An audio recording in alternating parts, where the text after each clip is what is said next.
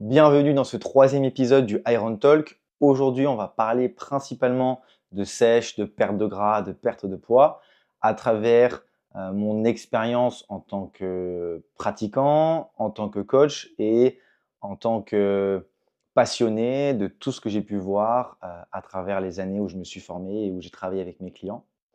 Pour la vidéo d'entraînement qui est juste au-dessus, il y a deux trois personnes qui m'ont demandé si je pouvais partager un peu plus mes routines d'échauffement. Donc vous allez avoir une grosse partie de la vidéo qui sera consacrée à ça et après le déroulement de ma séance qui va continuer. Donc la perte de poids. La perte de poids, c'est vraiment, je pense, le sujet qui est le plus en vogue de ces dernières années. En tout cas, euh, à cause de potentiellement tous les corps qu'on peut voir sur les réseaux sociaux, ben, ça nous fait nous remettre en question quand on se regarde dans le miroir. Je pense qu'on a tous cette envie d'avoir un corps qui nous plaît. Le problème qu'il peut y avoir, c'est qu'on n'a pas forcément les bons modèles à suivre parce que sur les réseaux, on retrouve tout le monde à son prime, je vais dire, c'est-à-dire que on poste rarement des photos où on n'est pas dans les meilleures conditions, parce qu'au final, les réseaux, c'est une capture instantanée d'un moment de la journée. Il y a le jeu de lumière, il y a les montages. Euh, les mecs, on s'en sort bien, même si c'est compliqué, mais les filles, c'est très très dur de savoir s'y retrouver parce qu'il y a de plus en plus de logiciels de retouche. Vous pouvez affiner vos hanches, affiner vos joues, bref, vous pouvez tout changer. Et du coup, il y a vraiment des influenceuses qui en abusent. Et moi, ça m'est arrivé plusieurs fois d'en voir sur les réseaux sociaux et de les croiser en vrai. Et honnêtement, c'est presque pas la même personne. Donc, c'est important de se sentir bien dans son corps. Mais avant toute chose, il faut se dire que entreprendre ce travail de changer son corps, ça doit venir de vous. Pour moi, c'est un petit peu comme quand on essaye d'arrêter de fumer. Si on arrête de fumer parce que c'est pas bien pour la santé, pour l'écologie, parce que ça coûte cher, mais qu'au fond, on le fait, mais on le fait à moitié, bah, il y a de grandes chances que vous allez reprendre à fumer, vous allez reprendre la cigarette. La plupart des gens que je connais, moi y compris, parce que moi je suis un ancien fumeur, hein, j'ai fumé quand même, je n'étais pas un gros fumeur, mais j'ai fumé de mes 16 ans jusqu'à 22, 23, et j'ai arrêté du jour au lendemain. Pourtant, par le passé, j'avais déjà essayé d'arrêter, mais je sais pas, c'était un plaisir, donc au final, je reprenais régulièrement. Et puis un jour, je dis non, c'est bon, c'est fini, j'arrête. Je vous cache pas que ça peut m'arriver de temps en temps, si je suis en sortie avec des amis, qui a un petit peu d'alcool, parce que j'ai toujours encore un peu les gènes d'avoir le geste, d'avoir envie de fumer, euh, mais ça me dégoûte très rapidement, donc j'ai plus du tout envie de fumer. Mais de cette analogie pour dire que perdre du poids, ça doit vraiment venir de quelque chose de profond, parce que il faut pas que ce soit juste un régime. Si c'est un régime, si c'est drastique, si c'est problématique, si c'est difficile à tenir, dans 99% des cas, euh, vous n'allez pas réussir à vous transformer sur le long terme. Je m'explique. Si c'est difficile à tenir, vous allez réussir une semaine, 2 semaines, 3 semaines, vous allez beaucoup vous priver. Ce qui va se passer, c'est que cette frustration, vous allez forcément à un moment ou à un autre la passer dans l'alimentation ou dans d'autres addictions potentiellement. C'est vrai que quand je dis qu'il faut que ça soit profond, que ça vienne de vous, c'est parce qu'il faut changer drastiquement votre environnement, que ce soit d'un point de vue alimentation, d'un point de vue entraînement, mais aussi d'hygiène de vie, euh, votre sommeil, votre rapport à vous-même par rapport à votre état d'esprit. Parce que le surpoids que vous avez accumulé, il vient simplement de toutes les erreurs que vous avez faites du passé. C'est-à-dire que votre corps aujourd'hui, c'est le résultat de tout ce que vous avez fait par le passé. Du coup, forcément, si vous restez dans le même état d'esprit que comment vous êtes arrivé à ce corps-là, vous n'arriverez pas à changer. C'est pour ça que la plupart des gens qui réussissent à se transformer sur le long terme, il faut qu'ils changent leur hygiène de vie, leur mode de vie. Et c'est là-dedans où c'est le plus difficile. Parce que souvent, on veut aller vite, euh, et du coup, on met des choses en place qui sont trop difficiles. Personnellement, pendant des années, je pensais que l'alimentation, c'était le facteur principal pour perdre du poids. Oui, mais en fait, avec le temps, je me suis rendu compte que ce qui était encore plus important que l'alimentation, le premier point, le premier facteur, c'est l'entraînement. Et c'est par ça qu'on va commencer. Pourquoi l'entraînement? En gros, quand on veut perdre du poids, il y a principalement 3 dimensions. Je dirais l'entraînement, l'hygiène de vie et la discipline. L'entraînement, c'est aller faire du sport pour éviter au maximum de perdre du muscle, pour essayer de perdre seulement du gras. L'hygiène de vie, c'est pour pousser le corps dans ses retranchements pour essayer d'éliminer au maximum le gras. Et la discipline, c'est simplement pour pouvoir tenir l'entraînement et ce qu'on met en place pour l'hygiène de vie. Donc au niveau de l'entraînement, c'est hyper important de s'entraîner, de faire du renforcement musculaire, de faire de l'entraînement cardiovasculaire, de faire de la mobilité, de faire de la souplesse. Pourquoi? Parce que même si vous êtes légèrement en surpoids, mais que vous avez un corps qui est fit, c'est-à-dire un corps qui est capable, eh bien vous êtes quand même plus ou moins en bonne santé. Premier point. Et deuxième point, l'entraînement, c'est la première forme de discipline euh, qui peut se créer. La discipline, il faut voir ça un peu comme des répétitions. J'essaye de faire quelque chose, c'est nouveau, je tiens que 2-3 semaines, j'ai accumulé une rep. J'arrête. Je reprends un nouveau truc. Cette fois, je fais 5-6 semaines, j'ai accumulé 2 reps. En gros, la discipline, ça ne vient pas du jour au lendemain. La discipline, c'est je teste, j'essaie de m'y tenir, je lâche. Et je recommence. Cette fois un peu plus longtemps. Je lâche, je recommence. Moi, parfois, je mets des choses en place, je ne les tiens pas plus de 3 jours. Parce que finalement, dans ma tête, ça avait l'air bien, mais dans le réel, ça ne l'était pas forcément. Et peut-être vous, c'est les erreurs que vous faites. Mais du coup, l'entraînement, c'est la première forme de discipline. Pourquoi? Parce que si vous êtes capable, dans un premier temps, de vous imposer d'aller 2 ou 3 fois par semaine à la salle, et vous faites uniquement ça, ou vous entraînez avec des kettlebells, ou faire de la course à pied, ou même juste aller faire un sport, je sais pas, un sport de combat, peu importe, mais aller faire du sport sous forme de renforcement ou forme de dépense énergétique classique, au moins 2 à 3 fois par semaine. Déjà, vous allez accumuler des répétitions de discipline, parce que vous avez tenu 1 semaine, 2 semaines, 3 semaines. Ok, l'entraînement, c'est quelque chose qui est établi, je prends mon rythme. Maintenant, plutôt que d'augmenter le volume d'entraînement, on va plutôt se dire, bon, maintenant que je suis capable de m'entraîner, est-ce que je peux faire attention à mon alimentation? Là, je vais commencer à regarder. Euh, il faut que j'ai une alimentation plus ou moins équilibrée. Il faut que je limite quand même ma consommation de produits ultra transformés, donc tout ce qui va être fast-food, pizza, tout ce qui va être sucre raffiné, bonbons, soda. Que je mange des aliments qui sont riches en protéines à chaque repas. Que j'essaie de limiter ma consommation de glucides seulement autour de mes entraînements pour essayer d'éviter le surstockage. Naturellement, ce sera beaucoup plus facile de d'abord passer par l'entraînement, commencer à avoir des résultats où on se sent bien. Et après, on va se dire, attends, mais tous les efforts que je fais à l'entraînement, ça paierait tellement plus si je corrige mon alimentation. Du coup, à partir de ce moment-là, on fait attention à l'alimentation. Et c'est seulement quand on va combiner les deux, l'entraînement et l'alimentation, que là, vous allez avoir les plus gros bénéfices. Si je devais choisir qu'une seule étape, ce serait d'abord l'entraînement. Parce que oui, il y a l'esthétique, c'est important, mais aussi la santé de votre corps tout court. Il y a des gens, ils sont hyper esthétiques, mais à l'intérieur, ils sont pourris. Ils ont des problèmes hormonaux, ils ont des problèmes de santé ou des problèmes de peau. Je ne parle pas des gens qui se dopent, parce que bon, ça, c'est une autre catégorie. Donc ça pour dire qu'il n'y a pas que l'esthétique. Il y a aussi les qualités physiques. Moi, c'est ça un petit peu que j'essaie de mettre en avant avec les kettlebells, c'est que on change un petit peu le dogme d'être que dans l'esthétique, l'esthétique, l'esthétique. Non, avec les kettlebells, on va essayer d'avoir un bon mix un peu entre les deux. C'est-à-dire qu'on va développer de la force, de l'endurance, la mobilité. Et naturellement, ça va avoir un impact sur notre esthétique. Surtout qu'en plus, vu que les séances avec kettlebell, elles sont quand même assez intenses, eh bien, en 30 minutes, ça me donne vraiment l'équivalent de 1 heure en salle. C'est pas un truc mysticisme vaudou qui sort de ma tête. Non, c'est réel. Pourquoi? Parce que la plupart des formats qu'on fait avec des kettlebells, c'est de l'EMOM. En tout cas, moi, c'est ce que je conseille à tous mes clients. L'EMOM, on se rappelle, c'est un format sur la minute. Et souvent, je vais faire des EMOM de 20, 30 ou 40 minutes. Mais du coup, vous passez pas énormément de temps à récupérer. Vous accumulez pas mal de répétitions avec un volume plus faible par série, mais vous restez, on va dire, dans votre séance. Alors que par exemple, sur une séance de musculation d'1 heure, où je fais 4 exercices avec 4 séries par exercice et je prends 2 minutes de repos par exercice, 60% de mon temps de séance, il est consacré à la récupération.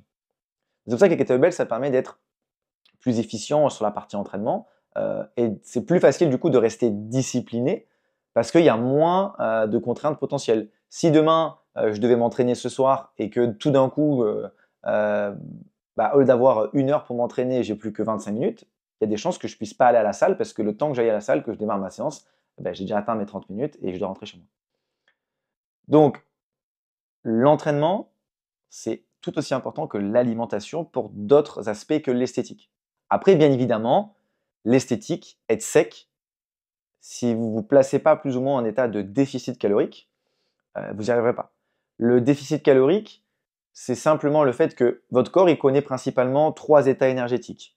La maintenance calorique, c'est-à-dire que je mange autant que je me dépense. Le surplus calorique, je mange plus que ce que je me dépense. Et le déficit calorique, je me dépense plus que ce que je mange.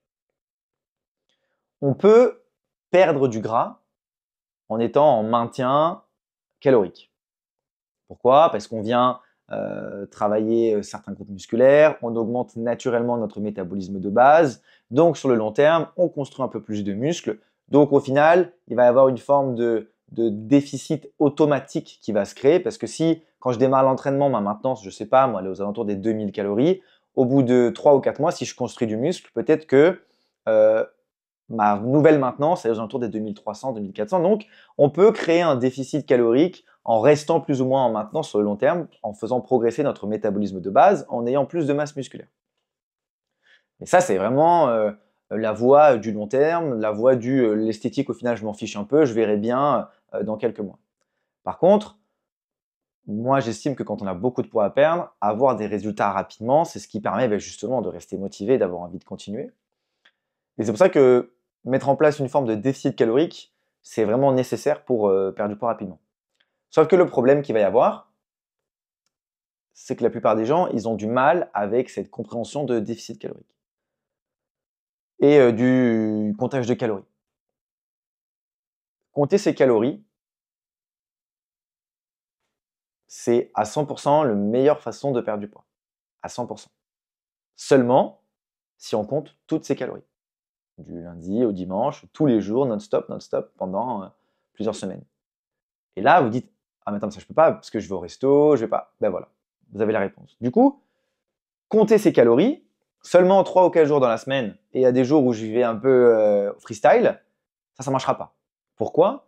Parce qu'il y a des études qui ont été faites auprès de gens où ils leur ont dit, ben voilà, moi, je pense avoir consommé 2500 ou 3000 calories, etc. Et au final, ils se sont rendus compte que les gens, ils avaient consommé presque le double que ce qu'ils pensaient. Parce qu'il y a plein de calories qu'ils avaient oubliées, notamment les calories sur l'huile d'olive. Rappel, hein, une cuillère à soupe d'huile d'olive, c'est environ 100 calories. Et une cuillère à soupe, c'est pas une cuillère à soupe bombée au rabord, non, c'est vraiment très léger. Donc quand vous assaisonnez votre salade l'été, votre salade elle peut se transformer de trucs healthy, low calories, à une bombe calorique à plus de 700 calories puisque vous avez abusé sur l'huile d'olive ou sur l'avocat. Donc en gros, pour moi, traquer ses calories sur le long terme, c'est pas viable. Surtout si vous avez des enfants, ou vous avez une vie assez active, vous aimez profiter. Du coup, ça, c'est pas possible.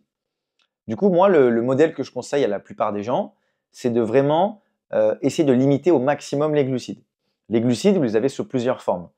Mais la forme la plus classique, c'est les glucides complexes. Donc, on va avoir le riz, pommes de terre, pain, pâtes, ce type de glucides-là. Et en gros, pour venir favoriser la perte de gras facilement, moi, je conseille à tous mes clients d'avoir seulement 2 repas par jour et une collation. À eux de voir s'ils veulent manger le matin, manger l'après-midi, mais avoir une collation le midi, bref. Vous avez compris, 2 vrais repas et une collation. Sur un des repas, on va avoir un apport en glucides complexes. Donc un apport en riz, en pommes de terre. Et sur l'autre repas, on va principalement avoir un apport en légumes et avec quelques fruits. Et le repas où on va avoir les glucides complexes, on va l'avoir seulement autour de l'entraînement. Et idéalement après l'entraînement. Pourquoi après l'entraînement? Quand vous avez terminé l'entraînement, votre corps est en état, on va dire, de reconstruction, restockage musculaire avant d'être sur un stockage au niveau des graisses. J'ai diminué mes stocks, donc quand je vais lui envoyer des glucides, la première mission, ça va être de recharger les stocks en glycogène, C'est ce qui vous permet d'avoir de l'énergie quand vous entraînez. Et le surplus, il sera envoyé en gras. C'est pour ça que les gens qui ne se dépensent pas, qui ne font pas de sport, sur le papier, vous n'avez pas le droit de manger des glucides. Parce que votre corps, il déborde. Je sais pas, c'est comme une voiture. Votre voiture, si elle a le plein, vous n'allez pas aller à l'essence et mettre le tuyau à l'intérieur et appuyer. Ça va faire quoi? Ça va déborder. Eh bien, tous les gens qui sont en surpoids, qui consomment des glucides matin, midi et soir, et qui s'étonnent de prendre du poids, c'est normal. Parce que votre corps, il ne sait plus quoi en faire de ces glucides. Vos muscles, ils sont pleins. On n'a pas besoin de les alimenter. Du coup, c'est stocké direct en gras. Et en plus de ça, le mécanisme des glucides fait que ça favorise le stockage des lipides quand les deux sont envoyés en même temps. C'est pour ça qu'on essaie d'éviter au maximum les aliments transformés, parce que les aliments transformés, en général, ils vont être à la fois riches en sucre et riches en graisse. Et ça, on va essayer d'éviter au maximum, parce que le sucre et le gras, c'est un petit peu comme l'alcool et le feu, ça flambe. Donc, un repas qui va être très très riche en lipides et un repas qui va être très riche en glucides, quasiment tous les lipides qui seront consommés dans ce repas, ils vont être stockés en gras. Donc on essaie de bien séparer les deux. Et c'est pour ça que, dans le modèle alimentaire que je conseille à mes clients, le repas le plus éloigné de l'entraînement, il a quasiment pas de glucides, il a quelques lipides, quelques fruits, quelques légumes et bien évidemment un gros apport en protéines.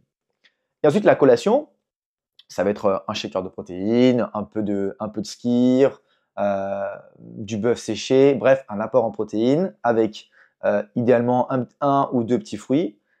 Et ça, on va le prendre plus ou moins pré-entraînement. Comme ça, on aura assez d'énergie vu qu'on n'a pas vraiment consommé de vrais glucides dans la journée à part des fruits. On aura un petit coup de fouet avant l'entraînement. Du coup, ce sera plus ou moins utilisé pendant l'entraînement comme source d'énergie. Ça évitera le stockage. Et quand on sort de l'entraînement, on prend son gros repas de la journée. Si jamais on s'entraîne en fin de journée, c'est encore mieux parce que les glucides le soir, ça permet de faciliter l'endormissement. Et c'est pas parce que vous consommez des glucides le soir par rapport au midi qui va faire que vous allez forcément prendre du poids. Ce qui va faire que vous prenez du poids, c'est à quel point vous êtes en état de surplus, de maintien ou de déficit calorique. Donc les glucides le soir, c'est bien, ça fait dormir. Mais seulement si on n'en a pas consommé à outrance le midi ou le matin. Donc calibrer son entraînement, calibrer son alimentation. Et l'alimentation, on essaie, comme je dis, d'avoir les glucides seulement autour des entraînements. Et rester discipliné, tenir ces deux choses-là, c'est vraiment ce qui va vous amener à avoir un corps un peu plus sec et très très rapidement. Maintenant, vous allez me dire, oui, mais comment je fais les jours où je ne mange pas chez moi, où je suis dehors, où je dois manger au restaurant? Et bien, ce qui est bien avec ce type d'alimentation-là, c'est que c'est applicable au final dans la vie de tous les jours. Vous savez, vous avez un repas qui doit être riche en plus ou moins en glucides complexes, et vous savez qu'il y a un repas qui doit être pauvre en glucides complexes. Exemple type, je vais au restaurant, je dois prendre mon repas qui est riche en glucides complexes. Eh bien, je vais prendre ma portion de protéines, un poisson, une viande, je vais demander des pommes de terre avec, ou du riz, et quelques légumes. À l'inverse, je dois avoir un repas qui est très faible en glucides complexes, eh bien, je vais prendre par exemple soit une salade, je sais qu'il va y avoir principalement, généralement, du poulet, un petit peu de fromage et principalement de la salade verte ou des tomates et des concombres. Ou je peux simplement prendre un poisson et des légumes. Et j'aurai plus ou moins respecté mon modèle alimentaire. Après, ce qu'il faut essayer de se dire, c'est que souvent, la perte de poids, il ne faut pas l'avoir à la journée, il faut l'avoir sur des cycles de 7 à 14 jours. Pourquoi il faut pousser le cycle? Parce que quand on n'arrive pas à perdre de poids, c'est parce qu'on passe d'un état de déficit calorique. Lundi, je suis en déficit. Lundi, je suis en déficit. Lundi, je suis en déficit. Mardi, je suis en déficit. Mercredi, je suis en maintenance. Jeudi, je suis en maintenance. Vendredi, je suis en surplus. Samedi, je suis en méga surplus. Et dimanche, je suis en maintenance. Mais si on fait la moyenne de cette semaine, au final, vous êtes soit en maintenance, soit en léger déficit, soit en léger surplus calorique. Et du coup, ça peut faire que vous ne prenez pas de poids, voire même que vous pouvez en prendre.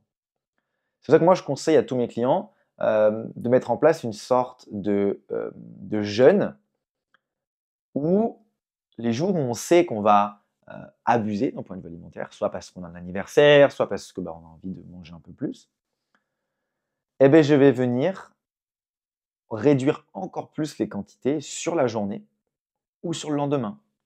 Exemple simple, je sais que dans ma journée, je dois avoir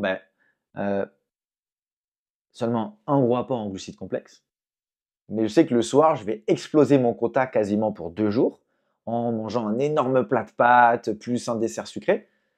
Et ben, le lendemain, je vais faire 2 repas sans glucides complexes. Et naturellement, ça va venir lisser mon surplus, mon mini surplus calorique de 1 jour sur 2 jours. Et cette logique-là, on peut l'appliquer après sur 3 ou 4 jours. Si je sais que je vais abuser vraiment énormément pendant un jour, ben, la veille, je réduis mes calories. Le lendemain, je mange beaucoup. Le surlendemain, je réduis mes calories. Comme ça, je vais créer un mini déficit calorique un peu plus agressif pour venir compenser un mini surplus calorique que je pourrais avoir. Et en ayant en place ces stratégies-là, c'est quasiment sûr à 100% que sur le long terme, vous arrivez à avoir une alimentation qui est auto-régulée pour pouvoir perdre du poids. Si vous voyez que vous ne perdez pas de poids et que la semaine, vous respectez à peu près le format de modèle que je vous ai dit, c'est-à-dire 2 repas avec un bon apport en protéines, quelques légumes, un repas qui a un apport en glucides complexes, un repas qui a seulement légumes plus fruits, et une petite collation protéinée avec quelques fruits à coque et potentiellement une banane, une pomme ou une orange. Si vous respectez ça, que vous vous entraînez 3-4 fois par semaine, environ 30 à 45 minutes, que vous faites à la fois du renforcement musculaire et du cardio, si vous ne perdez pas de poids, ce n'est pas ce que vous faites la semaine qui est problématique, c'est ce que vous faites le week-end. Du coup, je vous invite à juste faire un test pendant 2 semaines, de respecter le modèle alimentaire pendant 2 semaines strictes. Si vous perdez du poids, c'est clairement que vous faites n'importe quoi le week-end. Du coup, vous savez que c'est là-dessus qu'il faudra travailler. Cet exemple-là, vous l'avez en interview de presque plus de 40 minutes avec mon client Anthony. Je le mettrai peut-être le lien dans la description pour éviter de le chercher sur ma chaîne YouTube, mais où justement, il a suivi pendant 4 semaines les principes du modèle de la diète intuitive que j'applique à mes clients. Il a changé son entraînement de muscu à kettlebell seulement. Il est passé de séances de 1 heure, 1 heure et quart à des séances de 45 minutes, 4 fois par semaine. Il a perdu 3,6 kg en 4 semaines, alors qu'il ne pensait même pas qu'il avait plus de 2 ou 3 kg à perdre. Il n'a fait aucun écart quasiment. Et en gros, les résultats qu'il a eus, maintenant, il profite. Pourquoi? Parce que vous avez ce qu'on appelle un pourcentage de masse graisseuse référent. C'est-à-dire que là, à l'instant T, peu importe ce que vous allez faire, je ne sais pas, vous avez 25% de masse graisseuse, peu importe ce que vous allez faire dans les 2 ou 3 prochaines semaines, si vous arrêtez vos efforts, vous allez revenir plus ou moins à 25% de masse graisseuse. Exemple type, je pars en vacances, je fais n'importe quoi pendant 10-15 jours, je prends du poids, je reviens dans mon rythme normal, hop, je le perds tout de suite. Du coup, il faut changer ce point de pourcentage de masse graisseuse pour pouvoir le faire passer de 25 à 20%. Une fois que je suis passé à 20%, et je le maintiens, il y a très peu de chances que je repasse à 25, sauf si je fais vraiment n'importe quoi. Et c'est exactement ce que peut faire maintenant du coup Anthony. Vu qu'il a perdu 3-4 kilos, je crois qu'il est passé d'environ 16-17% à mon avis à 13-14%. Et bien maintenant, il peut se faire beaucoup plus plaisir sur l'alimentation parce que même s'il sort un petit peu des quantités de la diète qu'il avait avant, son nouveau point de référence, il ne va pas beaucoup changer. Et c'est ça que j'essaie d'expliquer à tout le monde, c'est que c'est beaucoup plus difficile de faire décoller un avion que de le maintenir en l'air. Du coup, votre objectif, vous, c'est de tout faire en sorte de faire décoller votre avion. Et une fois que vous avez atteint vos objectifs, ça va être tellement plus simple de les maintenir. Et du coup, vous allez pouvoir réintégrer un peu plus d'aliments plaisir. Parce que vous avez naturellement créé du muscle, donc votre corps, il va brûler plus de calories au repos. Vous avez augmenté votre dépense énergétique journalière parce que vous avez trouvé des moyens d'aller marcher un peu plus, d'être plus régulier à l'entraînement. Du coup, votre corps, il sera beaucoup plus performant pour maintenir votre nouveau corps. Donc, faites les efforts. Essayez de ne pas faire d'écart pendant 15 jours si vous ne perdez pas de poids. Vous allez voir tout de suite si c'est votre rythme de base qui est problématique ou si c'est vos écarts le week-end. Et si c'est les écarts le week-end, vous savez que c'est là-dessus qu'il faudra faire des efforts. Je pourrais parler des heures et des heures et des heures de perte de poids. On a couvert pas mal d'éléments là pendant cette vidéo. Ne vous inquiétez pas, ce sujet, je vais le retraiter, je pense, peut-être des dizaines de fois en ayant un peu plus de détails peut-être précis pour certains. Mais si vous devez si vous devez retenir vraiment un truc de la vidéo. Premier point, entraînement. 3 à 4 séances par semaine, de 30 à 45 minutes si vous utilisez des kettlebells. 2 gros repas par jour, plus une collation. Sur un seul des 2 repas par jour, j'apporte des glucides complexes, pommes de terre, riz, pain, pâtes, et une portion, donc environ 200 à 300 grammes, cuits. Sur l'autre repas, je vais plutôt être sur des légumes, des crudités et quelques fruits. Je fais juste ces 2 choses et je les tiens pendant 15 jours stricts. Je vous garantis que si vous avez vraiment du poids à perdre, vous allez fondre en 2 semaines. Donc testez ça et moi je vous dis à la semaine prochaine pour un nouvel épisode du Iron Talk.